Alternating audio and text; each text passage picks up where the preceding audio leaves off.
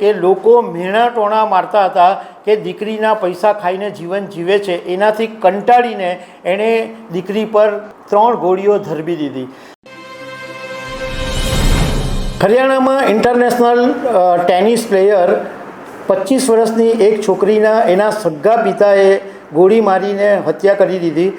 સામાન્ય રીતે ખબર છે .com ઉપર અમે હત્યાના કે એવા કોઈ પણ જે બનાવ હોય છે એ અમે જનરલી શેર નથી કરતા, પરંતુ આ ન્યૂઝ અમે એટલા માટે શેર કરી રહ્યા છે કે આજે જમાનો આસમાન ઉપર પહોંચ્યો છે. ટેકનોલોજીમાં ઘણો બધો આગળ આવી ગયો છે. દુનિયા આજે બહુ આગળ આવી ગઈ છે. એમ છતાં આજની દુનિયાની અંદર એવા લોકો પણ છે કે જે મેણા ટોણા મારી રહ્યા છે. અને આ પિતાએ એવું નિવેદન આપ્યું છે કે લોકો મેણા ટોણા મારતા હતા કે દીકરીના પૈસા ખાઈને જીવન જીવે છે, એનાથી કંટાળીને એણે દીકરી પર 3 ગોળીઓ ધરબી દીધી. તો આ સમાજ રચના વિશે હું તમારી સાથે વાત કરવાનો છું. મારું નામ રાજેશ શાહ છે અને તમે જોઈ રહ્યા છો ગુજરાતના સૌથી મોટા ડિજિટલ ન્યૂઝ પ્લેટફોર્મ ખબર છે .com. હરિયાણાના ગુરુગ્રામમાં રાધિકા યાદવ નામની એક જુનિયર ટેનિસ ઇન્ટરનેશનલ પ્લેયર છે. એના પિતા દીપક યાદવે જ્યારે રાધિકા રસોડામાં હતી ત્યારે પાછળથી પોતાની જે લાઇસન્સવાળી ગન હતી એના રાધિકાના માથામાં 3 ગોળીઓ મારી દીધી. પહેલાં જ્યારે આ સમાચાર સામે આવ્યા ત્યારે એવી ચર્ચા હતી કે રાધિકા રીલ્સ બનાવી રહી હતી, એટલે ગુસ્સામાં આવીને એના પિતા દીપક યાદવે ગોળી ધરબી દીધી હતી. પરંતુ અત્યારે હવે જ્યારે પોલીસે પૂછપરછ શરૂ કરી છે ત્યારે એના પિતાએ જે વાત કરી છે એ બહુ ચોંકાવનારી વાત છે. એના નવાઈની વાત એ છે કે હજુ થોડા સમય પહેલાં આ રાધિકા યાદવને ટેનિસની એકેડમી શરૂ કરવા માટે એના પિતાએ જ કરોડો રૂપિયા આપ્યા હતા. પરંતુ છેલ્લા 1 મહિનાથી રાધિકા અને એના પિતા વચ્ચે ઝઘડો થતો હતો, કારણ કે દીપક યાદવ રાધિકાને પ્રેશર કરતા હતા કે તું આ જે ટેનિસ એકેડમી બંધ કરી દે. એની પાછળનું કારણ એવું છે, પોલીસને દીપક યાદવે કીધું કે હું જ્યારે બજારમાં જતો હતો કે જ્યારે હું દૂધ લેવા જતો હતો ત્યારે મને બધા લોકો મેણા ટોણા મારતા હતા કે દીકરીનો પૈસો ખાય છે, દીકરીના પૈસે જીવે છે. તો આ સાંભળીને બહુ દુઃખ થાય છે કે કયા જમાનામાં તમે જીવો છો. તમે આજે આપણે આસમાન પર જવાની વાત કરીએ છીએ, આપણે ચંદ્ર પર જવાની વાત કરીએ છીએ, આપણે ટેકનોલોજીમાં દુનિયામાં ક્યાં ક્યાં સુધી આપણે પહોંચી ગયા છે.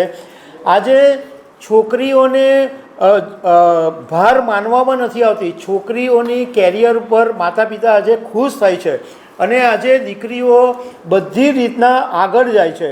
તો લોકો, પહેલી વાત તો એવા કે સમાજની અંદર આવા લોકોએ સમજવાની જરૂર છે કે તમારા એક શબ્દોને કારણે કોઈની જિંદગી ચાલી જાય છે.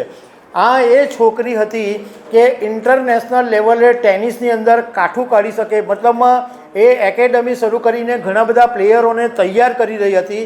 તો એના સપનાને તમારા એક શબ્દોએ રોડી કાઢ્યા છે.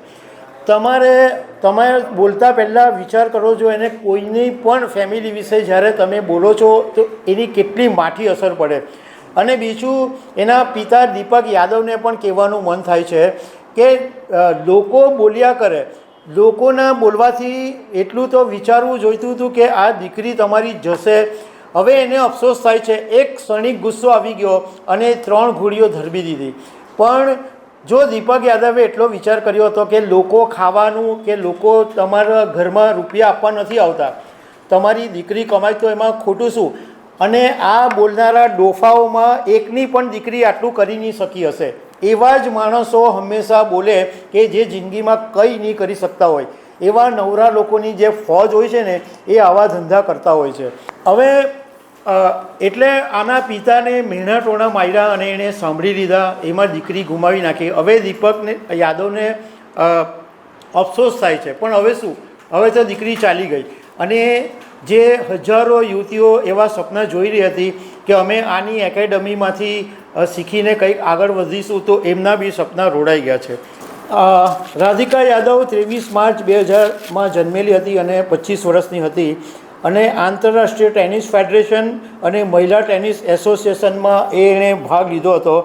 અને રાધિકાએ હજુ હમણાં મહિલા ડબલ્સ કેટેગરીમાં 5મું સ્થાન મેળવેલું હતું. ઘણી બધી ઇન્ટરનેશનલ લેવલની સ્પર્ધામાં એણે ભાગ લીધો છે. 2024માં ટ્યુનિશિયાની અંદર એણે W15 ટુર્નામેન્ટમાં પણ એણે ભાગ લીધેલો હતો.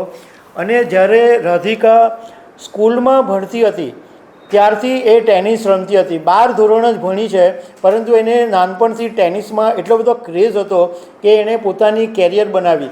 પણ એનો એક ખભાની અંદર એને એક ઇન્જરી થયેલી હતી, એને કારણે રાધિકા રમી શકતી નહોતી.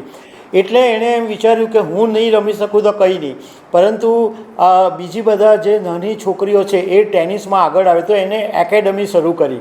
અને એની એકેડમી એટલી બધી સારી ચાલતી હતી, પણ લોકોના બહેણા ટોણાએ આ એક છોકરીને સપનાને રોડી નાખ્યું છે. તો દર્શક મિત્રો, આવી અનેક વાતો સાથે અમે તમને મળતા રહીશું. Thank you very much.